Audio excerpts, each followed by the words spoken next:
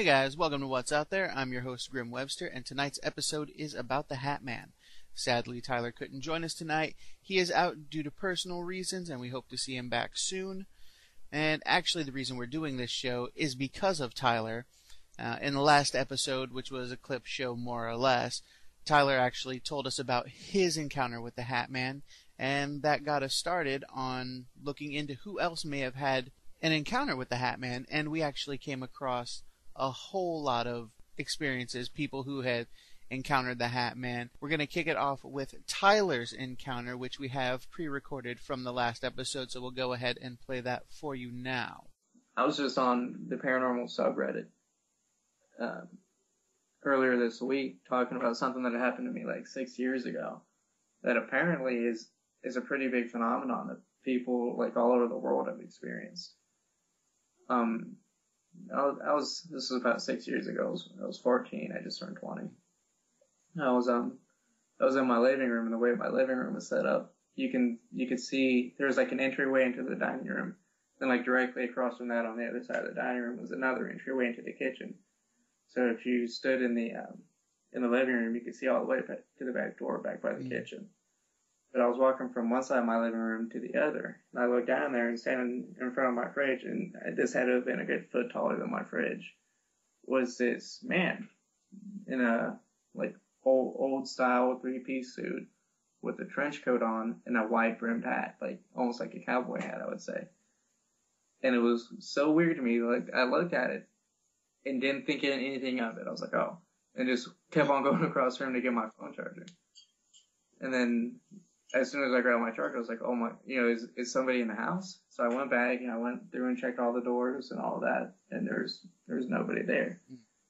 Told, I think, my dad about it. He was like, stop watching so much TV or whatever. and I pretty much just put it on the back burner. I never really thought about it very much. And then I read something probably about a month ago.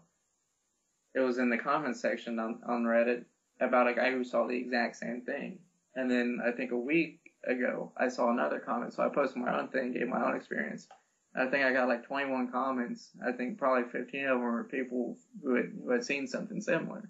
And I Googled it, just Google Hat Man. Apparently this came up on Coast to Coast a few years ago, and it's actually a thing that some people see.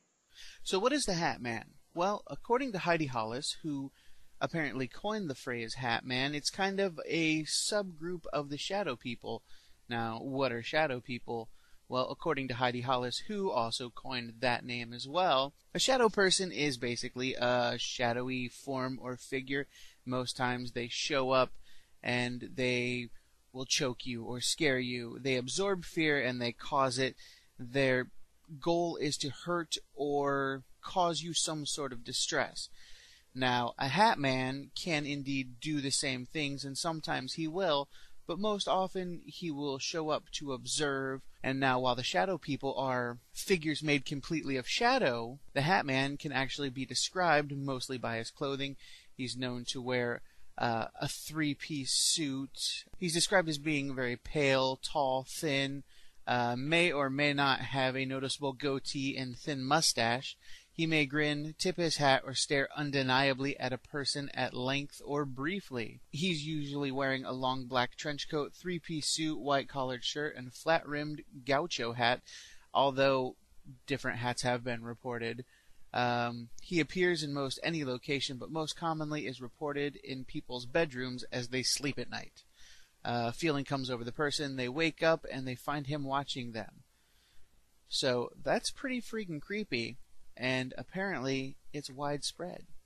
Now I'll go ahead and link you to what I just read, which is on Heidi Hollis's page, because she seems to be the expert on the subject.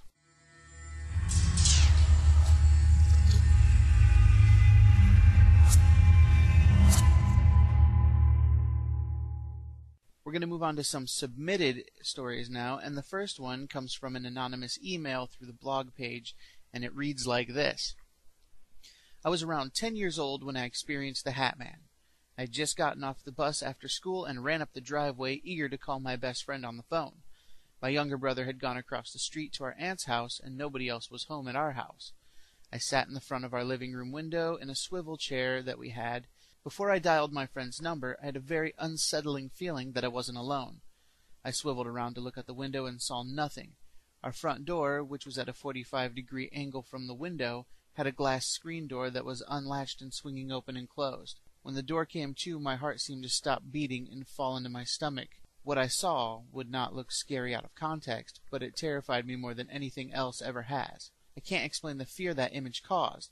It was the reflection of a short black silhouette of what I assumed to be male. No features other than blackness, except that he was wearing a hat, short with a wide brim, and a trench coat. The door swung open again, then closed, and he was gone. I ran out the back door and across the street to my aunt's and never told anyone what I saw, hoping I had imagined it. A few weeks later, my brother, Mom, and I were at my grandma's farm in Arkansas, about an hour from where we lived in Oklahoma. We were just walking around on the land exploring. I was a few yards in front of my mom and grandma. They thought I was out of earshot, but I could hear them clearly. My grandma was telling my mom about a night my grandpa was away. She had been woken up by something, and when she looked around the room, she saw a short black shadow wearing a hat and trench coat. She kicked at it, and it disappeared. I froze when I heard this, then ran back towards them and asked what she said she saw. But they acted like I had misheard and wouldn't budge when I kept pushing the subject. I eventually forgot about it. The memory randomly comes back to me, and I have trouble sleeping for a few nights, but I've never seen him again, and that's fine with me.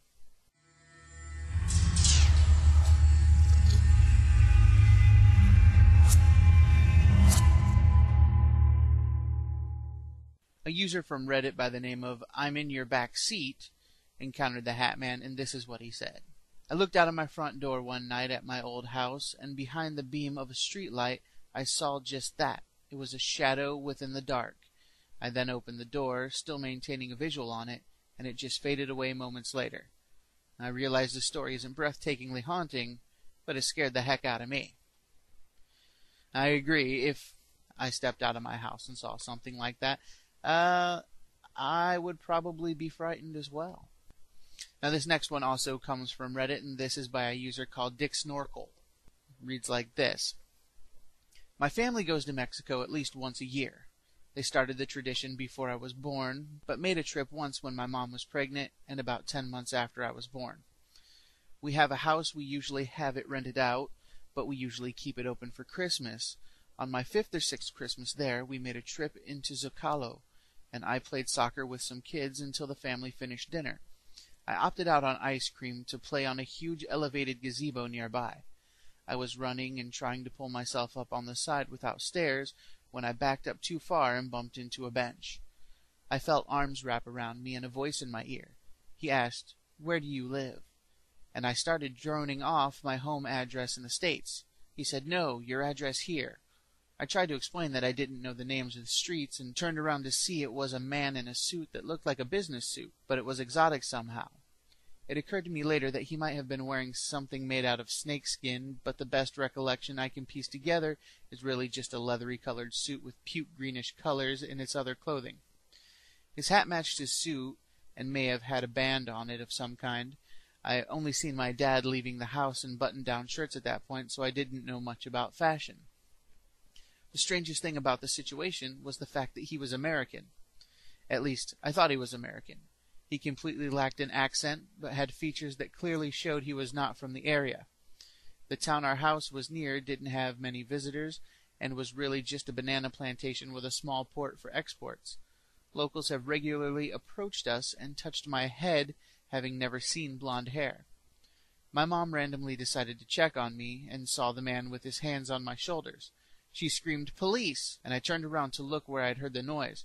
When I turned back around, the man was gone, and I couldn't tell in which direction because of the locals running away from him. That night, I had a dream that I was standing in the hallway and saw a figure at the door. The light on the porch was lit, but it seemed that the man had a shadow surrounding him, making his outline much larger. I felt myself being pulled backwards, and turned to see that I was melting into the wall.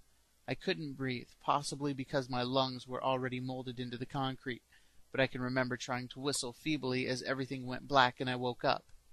It always really messed with me as a kid because all of the sex trafficking operations and stuff, but my mom has refused to talk about it since the night it happened. She always says thank God and changes the subject. I'm not sure if it was actually the man in the hat because I was too young to have an accurate image, but I get goosebumps every time I think about it.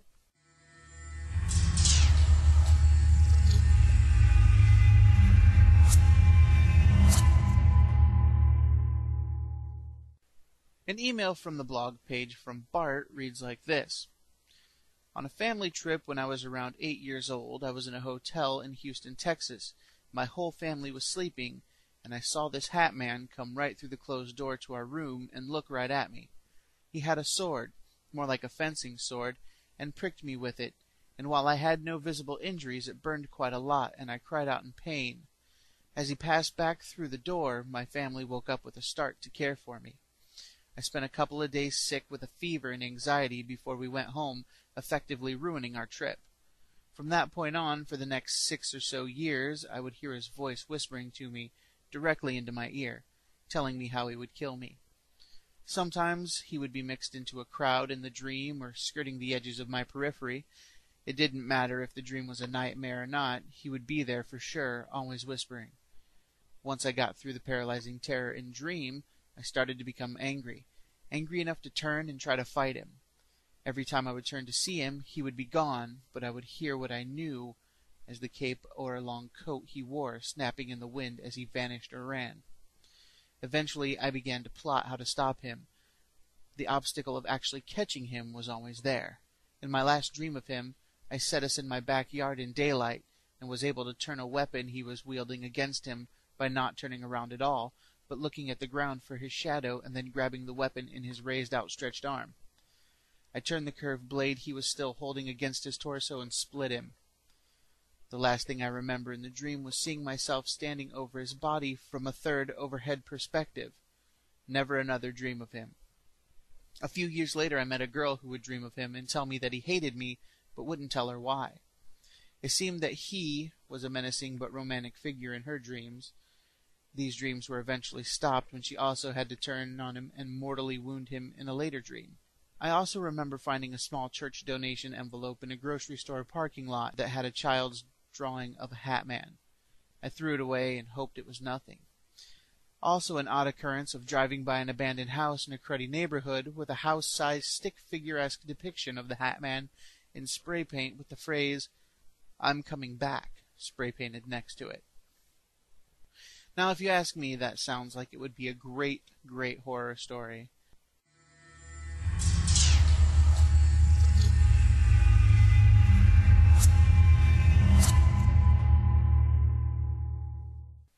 Datura from Reddit says, I saw him once around 3 a.m. I was really restless from cabin fever, but it was too cold to be outside, so I paced the hallways of the apartment building to get rid of energy, as the apartment I lived in was small and crowded, and I didn't want to wake up the people I lived with. Neighbors probably thought I was nuts, but it was a low-life kind of place to begin with, so no one really cared. Anyway, I saw him standing at the end of the hallway for a second. I didn't feel any feeling of terror like you do with sleep paralysis. He quickly passed through the door of one of the apartments. On that note, I knew the people that lived in that apartment that he walked into, but not very well. We had a mutual friend, though, and sometimes I would hang out in their apartment when he was visiting them. One night I knocked on their door because I had gotten a call from a mutual friend who was hanging out at their place. Their living room was barricaded off with some empty plastic boxes or something similar, and everyone was hanging out in their cramped bedroom. I asked why, as the living room was clean, nicely decorated, had a lot more room, and was where people naturally hung out. They said they didn't go in there anymore, and when I asked why, they said just because there was something really negative about it all of a sudden, and they didn't want to talk about it. So we all just kind of sat around awkwardly on their bed. They weren't really the type of people who were into paranormal or superstitious stuff. They were just stoners or alcoholics who seemed to fight a lot. Wonder if it was related to seeing Hat Man go into their apartment. One time I had a dream that a car pulled over and the Hat Man was in it, and he seemed super familiar to me, and I got in and started trying to start a conversation with him, but he just drove me silently down this hallway where there was a door to every dream I'd ever had in my life. Finally, we have one from Redditor Alyssa V. I apologize if I pronounced your name wrong, but that's the closest I can come. It reads like this. About 3 days before I saw the Hat Man, I had woken up from a deep sleep around 2 a.m. My blinds weren't down over my window because this was around Christmas time and I liked the icicle lights. They helped me fall asleep at night. I remember looking out my window at the snow on the ground where I saw the shadow of a man standing there with his hands on his hips. I almost got an angry feeling from it. It felt, even to this day, like I was staring at this shadow for a good 5 minutes, but when I had blinked, it disappeared.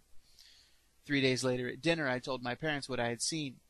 Needless to say, they were a little freaked out, especially considering the fact that there was potentially a stranger looking into their daughter's window at 2 a.m. But that was the thing. It was never a man, just a shadow. They took me in my room and I explained it to them, what I saw, what it looked like, etc. And they began to argue. My dad said it was all the weird TV shows I watched and the books I read that was screwing with my imagination, and my mom stood up for me, insisting that they both look into it further. I was sitting on the edge of my bed while they were arguing, just looking out my window. It wasn't dark enough yet to not be able to see, but the sun had gone down. I remember a man in a dark gray wool trench coat, a fedora hat, and what looked like a full black suit underneath. I could see his dress pants, part of his white shirt with black tie and dress shoes. He never looked at me, not once, but he just strolled down the road like he belonged. I had never seen this man before. I knew he wasn't one of my neighbors because I had met them all. It was a small neighborhood. My parents began talking to me, and when I looked back to see if the man was still there, he had disappeared. This was 12 or 13 years ago, and it's still one of my most vivid memories as a child. For years I thought it was just a figment of my imagination. But if it was just my imagination, why did it feel so real? Knowing I'm not the only one is comforting, but extremely unsettling.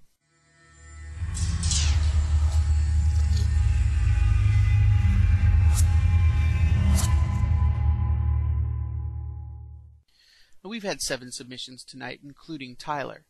Some of them are right about what you would expect, and some of them deviate. All of them are definitely worth listening to. I want to know, what do you guys think about the Hat Man? And what do you think about shadow people? Are they real? Are they connected? Are they just figments of people's imaginations? Now, I encourage you to go ahead and go to the Facebook page, which is facebook.com/WOTB show, and chime in there with your thoughts or opinions on the Hat Man or shadow people. If you happen to have a Hat Man or shadow person experience, go ahead and go over to the blog page, which is wotb.blogspot.com, and click the contact link on the left-hand side of the page. Now, I want to thank everybody who submitted to this episode. Without you guys, this episode would have been nothing. I also want to thank everybody who keeps listening, because after all, if you guys weren't here, there'd be no point. I'd also like to wish Tyler a speedy return, because without him, it's just me talking. So until next time, guys, keep your eyes and your minds open, or you just might miss what's out there.